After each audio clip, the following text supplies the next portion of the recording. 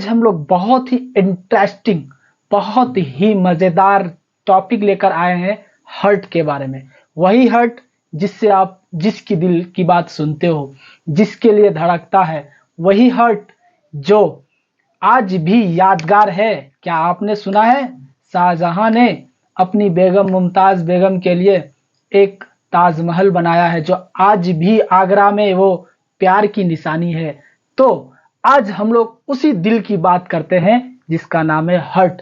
और मैंने ये भी सुना है दोस्तों कि प्यार करते हैं, अच्छी बात है, प्यार को निभाना चाहिए, लेकिन जो ब्रेकअप कर देते हैं तो क्या हो जाता है, दिल टूट जाता है। दिल टूट जाने का मतलब यह होता है कि वो मायूस हो जाता है, डिप्रेशन में आ जाता है। लेकिन आज तक मुझे यह समझ में नहीं आया, दिल तो एक मांस का टुकड़ा है, दिल तो एक गोश्त का टुकड़ा है, जो कार्डियक मसल, जो एक स्पेशल प्रकार का मसल है, कार्डियक मसल, उसका बना हुआ है हमारा दिल। लेकिन आज तक मुझे यह समझ में नहीं आ रहा है कि लोगों का दिल टूट जाता है बिछड़ने के बाद, बिखरने के बाद, ब्रेकअप होने के बाद। आखिर क्यों? लेकिन ये तो कोई शीशा भी नहीं है, ये तो कोई हड्डी भी नहीं है जो दिल टूट जाता है। तो चलिए आज हम लोग उसी दिल की बात करते हैं, हर्ट। आज हम लोग हर्ट का एनाटॉमी पढ़ेंगे, इसका सारा मैकेनिज्म पढ़ लेंगे और उसके बाद पार्ट बाय पार्ट हम लोग लेयर पढ़ेंगे।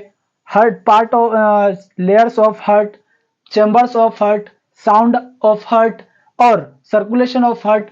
तो पार्ट बाय पार्ट शॉर्टली हम लोग पढ़ते जाएंगे ताकि आपको भी समझ में आ जाए और हमें भी पढ़ाने में मजा आ जाए। तो चलिए हम लोग हर्ट के बारे में जानते हैं। सबसे पहले हम लोग जानते हैं हर्ट क्या है। तो हर्ट एक होलो मस्कुलर ऑर्गन है। यह एक मांस का बना हुआ है और होलो है। होलो बोले तो ऐसा, क्योंकि इसके अंदर में चैम्बर है इसीलिए यह होलो है।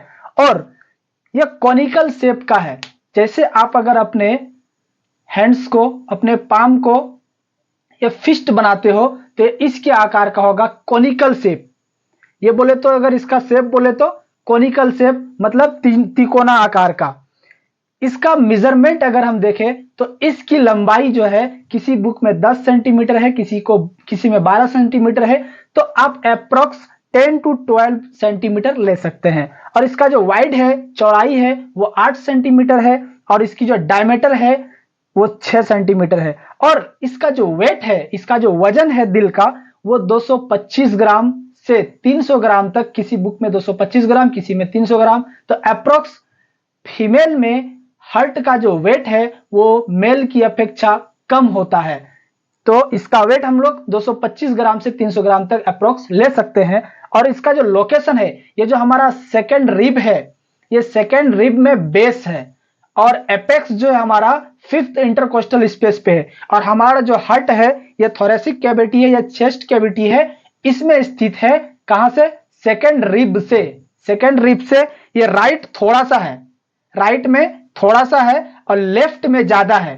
ये मिड लाइन जो है हमारा, ये स्टर्नम, इससे 9 सेंटीमीटर लेफ्ट में, 9 सेंटीमीटर लेफ्ट में 5th इंटरकोस्टल स्पेस तक ये फैला हुआ है।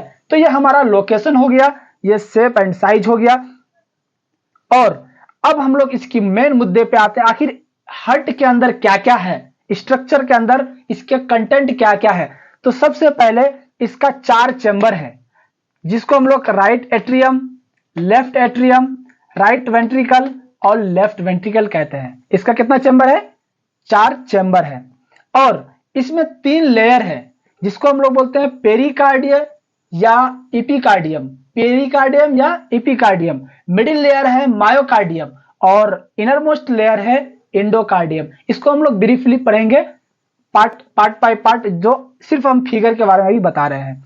और ये हो गया सुपीरियर वेना कावा, ये हो गया इंफीरियर वेना कावा, ये हो गया एवोल्टा, ये हो गया पल्मोनरी आर्टरी, ये हो गया पल्मोनरी वेन।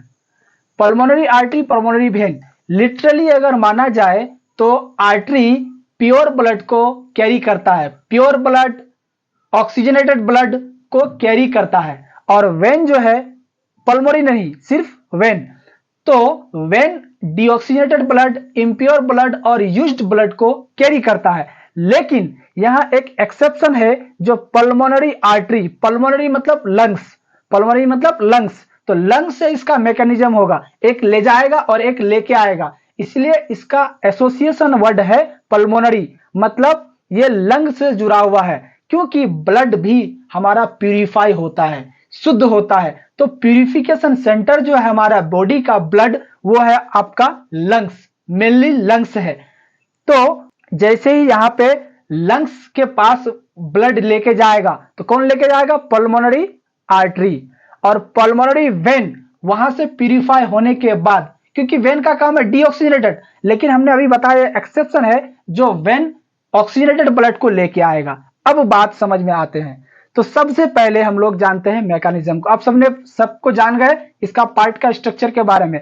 अब सुपीरियर वेना कावा क्या करता है, इंफीरियर वेना कावा क्या करता है, अब समझते हैं। सुपीरियर वेना कावा हमारे अपर बॉडी पार्ट से डीऑक्सीजनेटेड ब्लड, क्योंकि ये right side of the heart है, ये left side of the heart है, तो राइट साइड में डीऑक्सीजनेटेड ब्लड कैरी करेगा, डीऑक्सीजनेटेड ब्लड ही सिर्फ आएगा, और लेफ्ट साइड हमारा ऑक्सीजनेटेड ब्लड आएगा, इस साइड में ऑक्सीजनेटेड, इस साइड में डीऑक्सीजनेटेड ब्लड। तो सुपीरियर वेना कावा हमारा बॉडी पार्ट्स का ऊपर वाला भाग, जैसे हेड हो गया, नेक हो गया, ये ट्रंक हो गया, ये वाला चेस्ट हो गया, तब यहाँ पे हार्ट है, तो ऊपर का लेके आएगा blood, impure blood, deoxygenated blood, used blood को कौन? सुपीरियर वेना कावा, और नीचे से लेके आएगा, जैसे लोअर लिम्स हो गया, पैर हो गया, इधर एब्डोमेन हो गया, तो इधर से ब्लड, इंप्योर ब्लड को लेके आएगा इंफीरियर वेना कावा। लेकिन एक बात और है, ये तो हार्ट का भी है, हमने तो ऊपर का बोला, नीचे का बोला, ये तो बीच में है, और बीच में हार्ट है, और हार्ट के दोनों साइड क्या है? लंग्स है। तो हार्ट का भी ब्लड इंप्योर ब्लड होगा, क्योंकि इसको भी तो ब्लड चाहिए फंक्शनिंग के लिए, इसके भी तो टिश्यूज को ब्लड चाहिए, तो इसके लिए लेके आता है कोरोनरी साइनस। कोरोनरी साइनस एक वेन है हार्ट का, जो इंप्योर ब्लड को यहां पे लेके आएगा। तो superior vena cava, inferior vena cava और कोरोनरी साइनस, ये तीन रास्ता हुआ इंप्योर ब्लड को कलेक्ट करने का राइट एट्रियम में। अब राइट एट्रियम से ब्लड कहां आया? इस वाल्व के द्वारा, ये ट्राइकस्पिड वाल्व है, ये क्या है? ट्राइकस्पिड वाल्व है, यहां पे लगा हुआ, इस हमको वाल्व को कहते हैं, इसको नहीं, इसको। तो ये हो गया ट्राइकस्पिड वाल्व,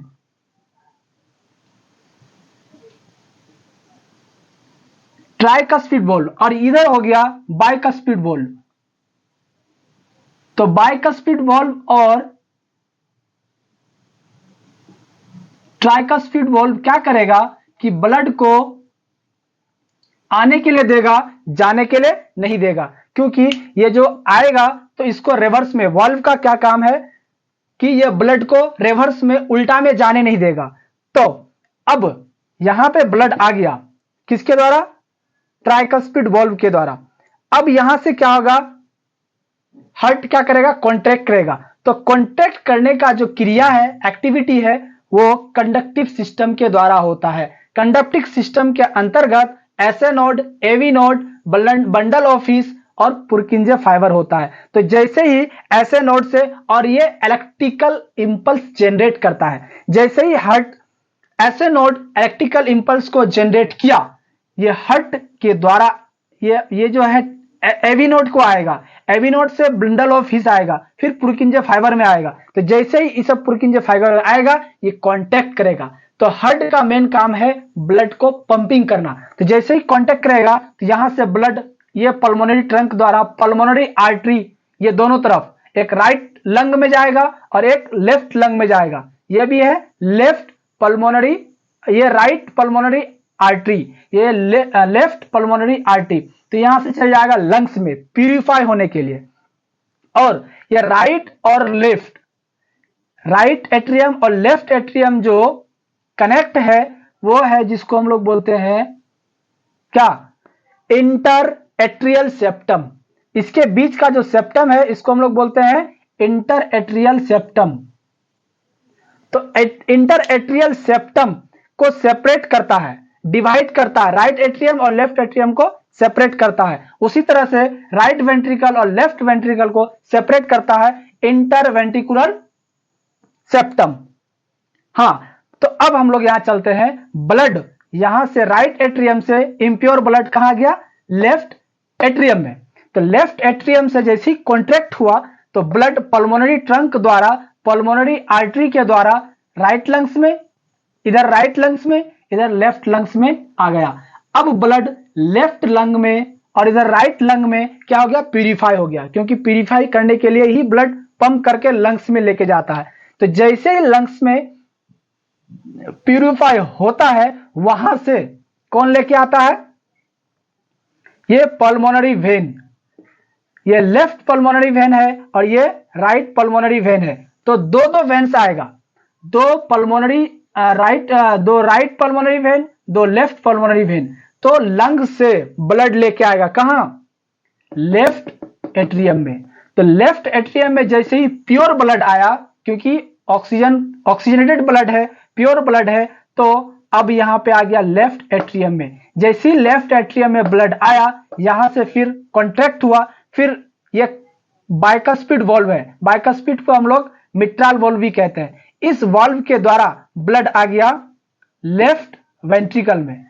लेफ्ट वेंट्रिकल में जैसे ही ब्लड आया तो फिर हार्ट कॉन्ट्रैक्ट किया, कहा कि रे ससुरा जा कॉन्ट्रैक्ट कर, तुम्हारे पास नया ब्लड आ गया है। जैसे ही नया ब्लड यहां पे आया तो अब बॉडी पार्ट्स में जाने के लिए जैसे ही हार्ट कॉन्टैक्ट करेगा, इस ससुरा ब्लड लेके जाएगा इस वॉल्व के द्वारा, जिसको हम लोग बोलते हैं एवोर्टिक वॉल्व, और इस वाला वॉल्व को हम तो बोलते हैं पल्मोनरी वॉल्व। तो एवोर्टिक वॉल्व यहां पे ओपन होगा और ब्लड इसके द्वारा एवोर्टा में जाएगा, और एवोर्टा से ब्रांच होगा, असेंडिंग एवोर्टा, डिसेंडिंग एवोर्टा, इस तरह से उसका ब्रांच होगा और पूरे बॉडी में शुद्ध ब्लड को कैरी करेगा। पूरे बॉडी टिश्यूज में इस शुद्ध ब्लड को कैरी करने के लिए, मतलब एवोर्टा हर एक ब्रांच ब्रांच ब्रांच मतलब सप्लाई दे देगा। जिस तरह से लंग्स में जाएगा, हार्ट में जाएगा, हर एक जगह पे जाएगा, क्योंकि हर एक बॉडी टिश्यूज को शुद्ध ब्लड चाहिए, ऑक्सीजनेटेड ब्लड चाहिए, टिश्यूज नहीं तो डेथ हो जाएगा। और इस तरह से हार्ट को भी ब्लड चाहिए।